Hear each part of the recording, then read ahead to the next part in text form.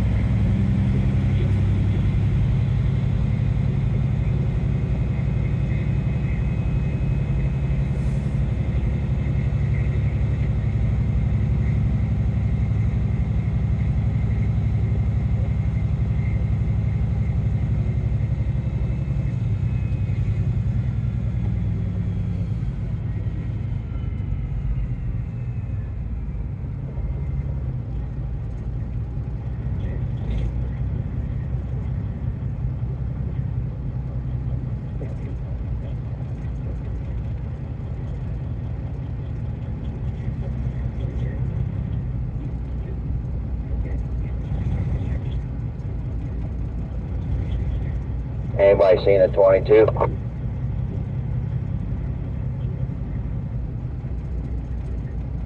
Okay, you just waiting up there? Yeah, unless you want me to do something different. Nah, you're fine.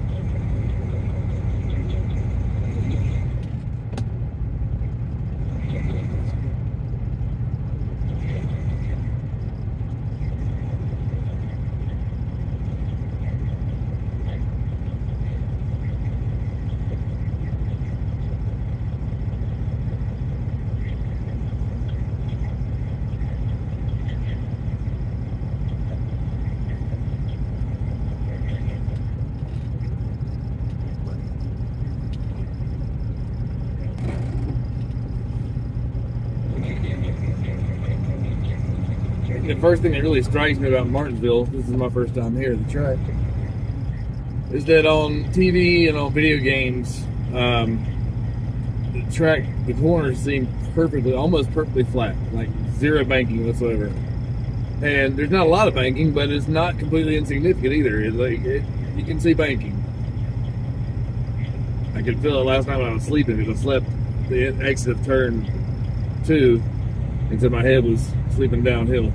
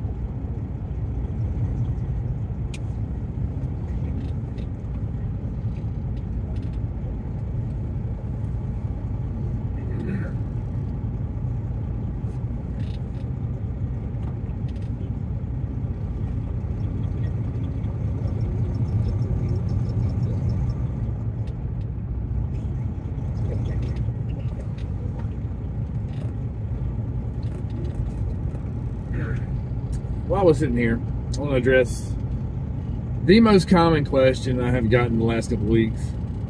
Probably the most common question I get typically. That is, how do you get a job as a hauler driver? I've probably gotten that question 100 or more times in the last 2 weeks, and I've answered it dozens. And I can tell you how I got my job as a hauler driver. I can't tell you how everyone else did. I know everyone's path to get here was a little different. I know mine was very different than most. Because most people will tell you got to know somebody. Well, I'm proof that you don't have to know somebody. I got my job, I didn't know anybody. But before I get into how they get the job, some things that probably you have to understand. For one, I'm not knocking the job at all. I love my job. I think it's the best job in NASCAR. I wouldn't trade it for anything, and I don't plan on going anywhere anytime soon. That being said, this is not a typical truck driving job. This is a 9-to-5 job. I go to the shop and work every day, Monday through Friday, 7 a.m. to 4 p.m. Obviously, the only exception to that is when we are on the road. Like, let's say we left. Today's Friday, and so we left yesterday evening, Thursday evening. So I didn't work yesterday during the day. I came in yesterday evening, so I had my full 10-hour break before it was time to drive. That's the only exception. Other than that, it is a 7 to 4, 9 to 5 kind of job every day. My responsibility is this hauler. So once we get to the racetrack, we have to unload the trucks. Usually, most teams don't have their hauler drivers unload the race cars, or they don't do it by themselves anyway. They help the team do it. And you're responsible for a lot of different things. You're responsible for knowing where everything on the truck is at. You're responsible for knowing where at the track to get everything. You're kind of like the middleman. You're the guy who you need to be the guy who can go do it no matter what. No matter what they ask, you need to be the guy who can go do the thing or get the thing that they're asking for. When we get to the track after we unload, one of the first things I do, you have to clean the hauler up, make it look good, because it looks good on the outside. It doesn't always look good when we get here. As a matter of fact, usually it looks pretty trashed when we get here on the inside because of just the nature of loading and unloading all the stuff. So you gotta lay out the rugs, vacuum the rugs, set up the food, get ice for the coolers, ice down the coolers, set the coolers up, put the steps outside, put the rug outside, put the guest chairs outside. A lot of teams have their hauler drivers cook, so if that's a problem, you need to understand that up front. Most teams, ours is one of the exceptions. Thank goodness. I don't think anybody wants me cooking, but most teams have their hauler drivers do all the team cooking. When they get to the track, they have to go buy the groceries a lot of times, and then when they get to the track, they pull out the grill, fire up the grill, and they do the cooking during the day. And that's just scratching the surface. There's a lot of pieces and parts, moving parts to this job. So, with all that being said, I can tell you how I got the job. Obviously, I have a CDL. That's the number one requirement. The other requirement is you have to live in Charlotte, or in the Charlotte area. The only exceptions to that I know of is Thorsport is in Sandusky, Ohio, and Rackley War is near Nashville, Tennessee. They're about an hour west of Nashville. So outside of those two examples, you have to live in the Charlotte area. Because, like I say, it is a 9-to-5 job. You have to commute to the shop every day. So if you live in the Charlotte area, or you don't mind relocating to the Charlotte area, you have your CDL. I think 1 and 2. After that, what I did was I printed up a resume. I got with my aunt, who is a whiz at those sort of things. Had her help me make up a really good looking resume and a cover letter. I made a different cover letter for every team, where I addressed each team individually in the cover letter.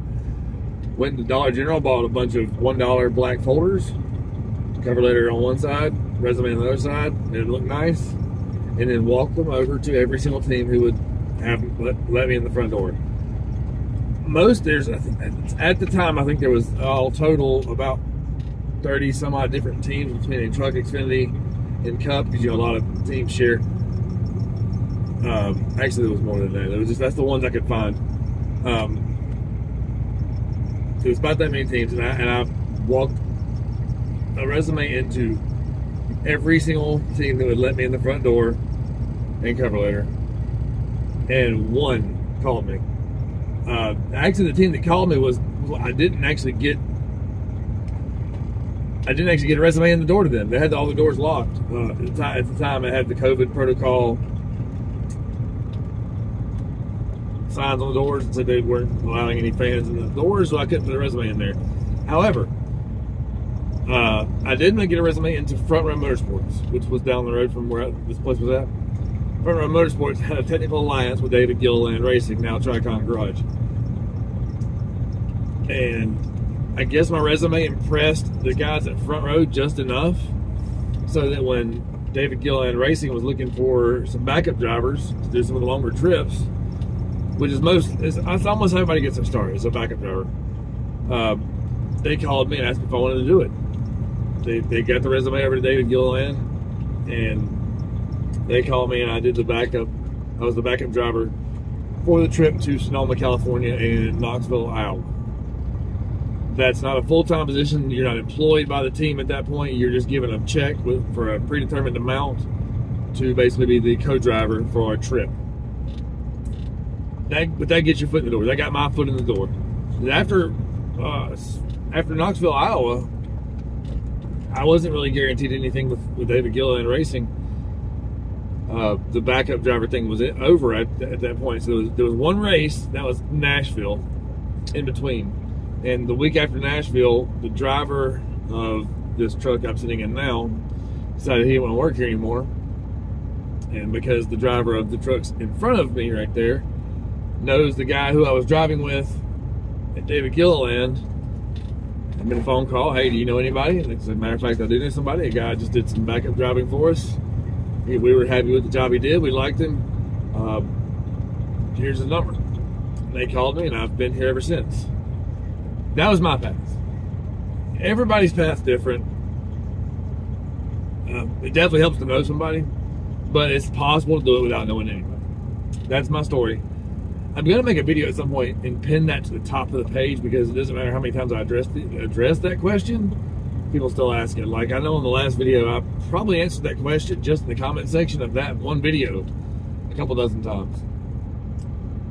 But that's a little bit more in-depth version of how I got the job. I tell you, this is tight quarters going in here. Really, really tight. I'll go ahead and cheat as far to the wall as I can get over here.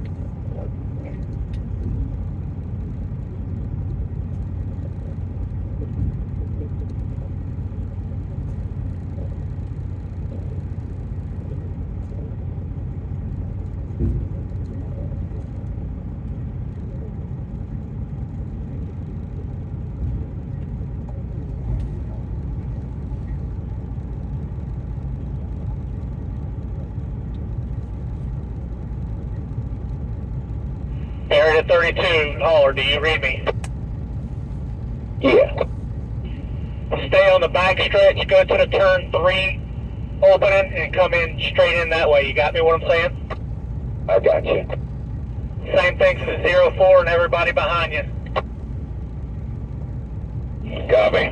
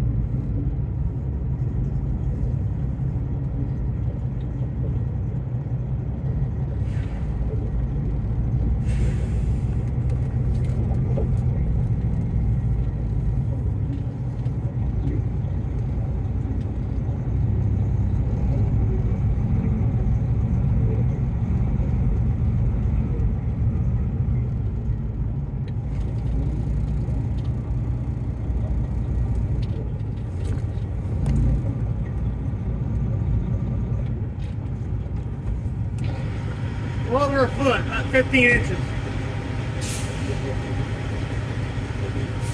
Foot on the front, foot on the front, foot on the front. Slowly go back. Straight right.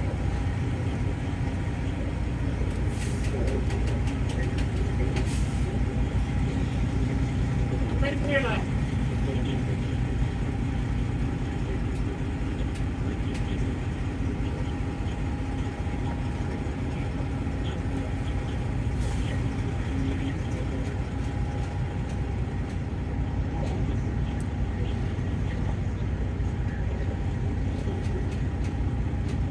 Thank you.